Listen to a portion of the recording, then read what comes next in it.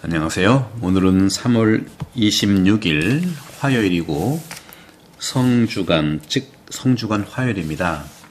오늘 복음 말씀은 요한복음 13장 21절에서 33절 그리고 36절에서 38절인데 배반의 아이콘이죠. 유다, 이스가리오 유다 배반에 대한 예고를 주님께서 하세요. 오늘 요한복음 13장 21절에 보면은 이렇게 말씀하세요. 그때 제자들과 함께 식탁에 앉으신 예수님께서는 마음이 산란하시어 드러내놓고 말씀하셨다. 내가 진실로 진실로 너희에게 말한다. 너희 가운데 한 사람이 나를 팔아 넘길 것이다. 혹자들은 그렇게 얘기해요. 예수님 유다스가 배반할 줄 알면서 말도 안 하고 그렇습니까? 미리 방지하면 되잖아요. 그런데 한 번 더 생각해 보세요. 알면서도 그것도 자기에게 다가오는 그 죽음의 시작을 사랑받던 제자에 의해서 이루어지고 있는데 알면서도 기다린다는 것이 얼마나 큰 사랑이겠습니까? 잠시 후 말씀드리겠습니다만 모든 범죄, 즉 죄는요 배신이거든요. 배신은 누가 합니까? 배신은 멀리 있는 사람이 하잖아요. 바로 가까이 있는 사람이 배신하는 거예요. 숱하게 우리 역사에서 우리 주변에서 볼 수 있지 않겠습니까? 따라서 이 유다스의 배반은 우리가 신앙생활을 하고 또 사회생활을 또 이 시대의 모든 공동체로서 우주가 살아가는 데 있어서 굉장히 중요한 가치를 또 가르침을 주시죠. 그래서 유다의 이런 배반 문제에 관해 많은 논란이 있죠. 유다는 예수님의 죽음에 대해 결정적인 역할을 했냐?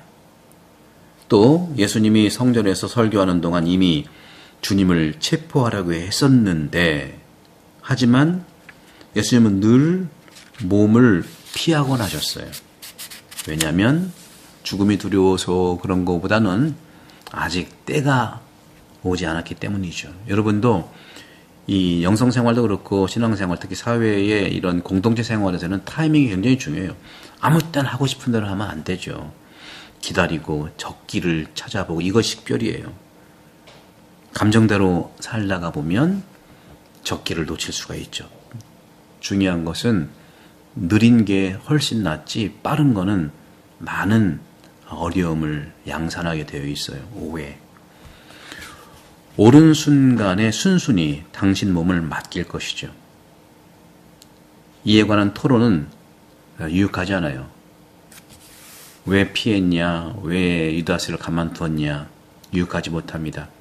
무익한 토론으로 방향 전환은 참 무의미하죠. 오히려 하느님의 지평, 즉 하느님의 계획, 하느님의 섭리를 이해하도록 찾는 것이 훨씬 더 영적으로 유익합니다.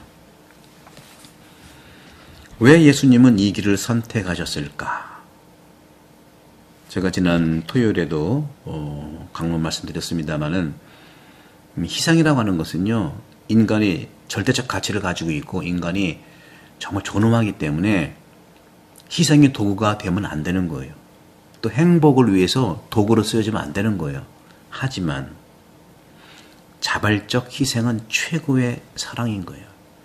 자발성이라는 것이 복음의 가치에서 핵심입니다.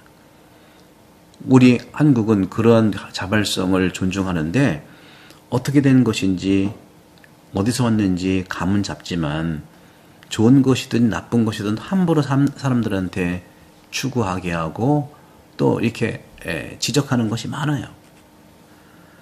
왜 예수님은 이 길을 선택하셨을까요? 예수님은 당신 고통 안에서 오해받고 박해받는 사람들이 당하는 모든 고통으로 살기를 원하신 것이 십자가거든요. 예수님은 가장 가까이 있는 사람에게 배반당하고 모든 이들로부터 버림받는 최고의 아픔을 겪으신 거예요. 그런 아픔에 있는 사람들을 예수님은 대변하는 것이죠. 그런 분들이 있다면 예수님이십니다. 예수님은 거룩하게 되기 위해서 이렇게 살기를 원하곤 하셨어요. 주님은 절망에로 내몰리는 사람들을 당신 인격을 통해서 받아들이기를 원하셨다는 것이죠. 오늘 복음에서 13장 26절에 보시면 주님께서 이렇게 말씀하세요. 예수님께서 내가 빵을 적셔서 주는 자가 바로 그 사람이다 하고 대답하셨다. 만일 유다가 빵과 포도주 축성된 순간에 함께 있었고 또는 유다의 길을 걸어가기 전 최후의 만찬 때에 존재했었는지는 논란이 있지만 유럽의 루마니아의 수도원에 성화 그림이 하나 있는데요. 이 그림에서 영성체를 나타내는 최후의 만찬 모습이 그 안에서 유다를 발견할 수 있거든요. 그 최후의 만찬 그 그림에서 유다는 밖으로 나가서 구토하는 모습을 따로 떼어서 이렇게 그려지고 있어요.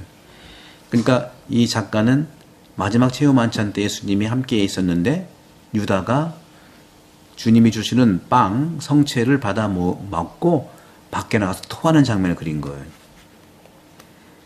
다시 말하면 유다는요, 그리스도의 몸을 받아 먹었지만 유다의 몸 속에 주님의 몸을 모실 수가 없었다는 뜻이죠. 왜냐하면 그것을 태워서 버렸기 때문에 그래요. 이러한 성화들은요, 외경의 전성을 반영하고는 있어요. 하지만 생각을 많이 하게 하는 장면이죠. 우리는 그리스도와의 이러한 접촉을 통해서 영성체를 매번 하시지 않습니까? 영성체에서 그리스도와 함께 참 신원이 드러납니다. 우리는 영원한 생명의 확실함을 가지고 있어요.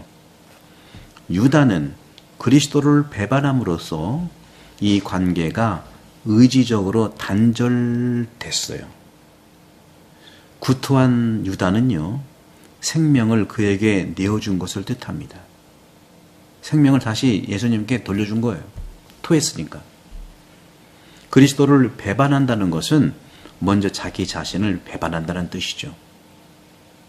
우리도 세례성사를 받고 세례성사에 합당한 그런 축복과 은총을 받아야 되는데 그 축복과 은총을 토해내지는 않는지, 토해낸다는 것이 미사에 빠진다는 말로 표현할 수는 제가 하진 않겠습니다만은 전반적인 면에서 세례를 축복의 내용으로 받아들여야 되는데 그런 점에서 유다는 결국 스스로 자신의 생명을 끊고 맙니다.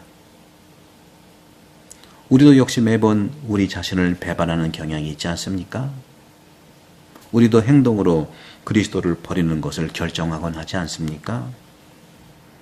그래서 오늘 복음에서는 주님께서 이렇게 말씀하신 13장 27절에 보면 27절에서 그때 예수님께서 유다에게 말씀하셨다. 내가 하려는 일을 어서 하여라. 예수님 스스로 유다를 배반하도록 그렇게 교사했을까요? 교사범입니까? 아니면 그것을 멈추게 하고 꾸짖고 알아듣도록 할 수는 없었을까요? 이 모든 것 역시 무익한 질문일 수 있어요. 결과주의예요, 항상. 우리는 하느님 섭리의 지평에서와 같이 적어도 우리를 돌볼 수는 없는 거예요. 돌볼 수 없는 게 아니라 하느님 섭리의 지평에서와 같이 적어도 사람들의 마음을 읽어낼 수는 없는 것이죠. 한 길 물속은 알아도 열 길이죠. 정말 한 길밖에 안 되는 마음속의 인간을 알 수 없다고 하잖아요. 악의 문제에 관해서도요, 적어도 우리는 돌아볼 수가 없어요. 우리는 많은 경우에 정치권에서도 그렇고 토론할 때도 그렇고 이 토론하는 걸 보면은 너무 우리는 자기 마음의 감정을 가지고 사람들을 판단해요. 뭐 진정성을 보이라든가 진심해야 된다든가. 진정성과 진심은 누가 합니까? 우리는 인세상을 살아가면서 오직 하느님만이 진정으로 알고 자기 자신도 모를 수 있어요. 우리는 그 진정성과 진심이 행동으로 밖에 드러날 수밖에 없어요. 말도 우리는 못 믿어요. 행동이야말로 진정성과 진심의 열매라는 것이죠. 그런 점에서 하느님께서는 악의 문제까지도 저지하지 않으십니다. 왜? 자율적인 선택이기 때문에 그래요. 죄를 범하기 시작하는 사람을 막지 않습니다. 하느님께서는 모든 것을 할 수 있고 인간들의 마음속을 읽으세요. 우리는 여기서 약간의 대답을 할 수가 있는데 그것은 기본적으로 두 가지입니다. 첫째, 만일 악으로부터 커다란 선이 오지 않는다면 하느님께서 악을 허락하지 않으실 거예요. 우리가 실패하고 죄를 짓고 어떤 악을 저지르는 것으로 끝나는 것이 아니라 그걸 통해서 내가 변화될 수 있기 때문에 그런 거예요. 회개가 그런 거 아니겠어요? 유다의 배반도요, 바로 이 내면 세계에 어떻게 보면 내면 세계 구원 중심에 계신 예수 그리스도의 고통들 중에 그것이 전체의 모자이크라면 그 예수 그리스도의 고통의 모자이크 중에 하나가 있는 것이지 전체가 아니죠. 그 역할을 하는 거예요. 그래서 유다의 인격은요, 유다의 죄와 함께 있는 것인가 하고 질문할 수가 있는데 하느님은 모든 특별한 결정 속에서 선을 위해서든 악을 위해서든 인간 자유를 존중하십니다. 너무하다는 생각할 수 있겠지만 우리는 스스로 악에서 나오는 긍정적인 것을 지킬 수가 있는 거예요. 자유롭게 악을 선택한 사람은 자유롭게 선으로 돌아가고 그의 그 죄악들을 보석할 수가 있는 거 아니겠어요? 보석 역시 세상 구원을 위한 본질 부분이라는 것이죠.